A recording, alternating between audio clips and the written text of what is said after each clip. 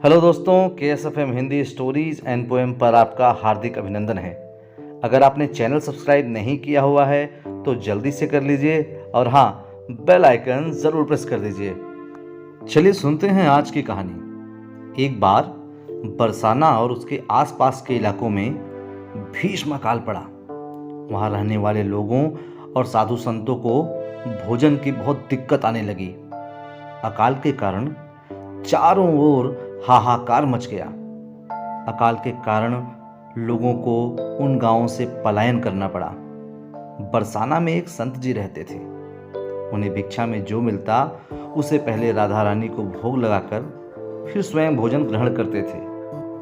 अकाल के कारण भिक्षा मिलना भी बंद हो गई और उनकी कोठरी में पड़ा सामान भी समाप्त हो गया। परिस्थितियों से विवश होकर उन्होंने बरसाना गांव छोड़ने का मन बना लिया। नेत्रों से अश्रु बहाते हुए और राधा रानी से क्षमा की याचना कर कहने लगे कि श्री जी, मुझे क्षमा करना। मुझे परिस्थितियों के वश यह गांव छोड़कर जाना पड़ रहा है। उनकी करुण पुकार सुनकर एक सुंदर सी ब्रज कन्या वहां आई और पूछने लगी कि बाबा कहाँ जा रहे हो? संत ने उदास स्वर में कहा कि यहाँ पर अकाल के कारण भिक्षा नहीं प्राप्त हो रही, इसलिए इस पेट की भूख शांत करने के लिए यहाँ से पलायन करने का मन बना लिया है। ब्रज कन्या कहने लगी कि बाबा, आप मेरे घर भिक्षा लेने आना। मेरी मैया हर रोज भिक्षा देने के लिए भोजन निकालती हैं। संत कहने लगे कि पुत्री, मैं नहीं जानता कि तुम्हारा घर कहाँ है। ब्रज कन्या बोली, बाबा, मैं वैद्य श्रीधर की पुत्री राधा हूँ। आप वहाँ जाकर कहना कि जो आले में भोजन पड़ा है वह मुझे भिक्षा में दे दो। संत जी ब्रज कन्या के बताए पते पर वैद्य जी के घर पहुंचकर भिक्षा के लिए आवाज लगाई। वैद्य जी बाहर आए और कहने लगे कि बाबा, आज तो हमने भिक्षा नहीं निकाली। संत ने उन्हें बताया कि मुझे आपकी पुत्री राधा ने भेजा है।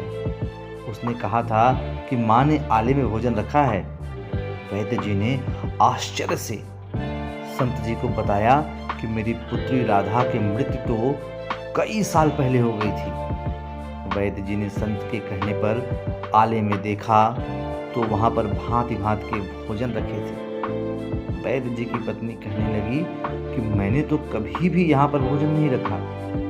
वैद्य जी जान गए कि यह श्री राधा रानी की कृपा है। वैद्य जी ने बड़े चाव और प्रेम से संत जी को भोजन करवाया। वैद्य जी कहने लगे कि बाबा, आप प्रतिदिन यहाँ से भोजन ले जाना।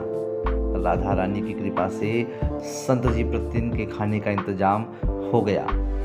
तभी तो कहते हैं कि बड़ी करुणामयी है राधा रानी। वह अपने भक्तों संतों का सदैव ख्याल रखती हैं। जय जय श्री राधे।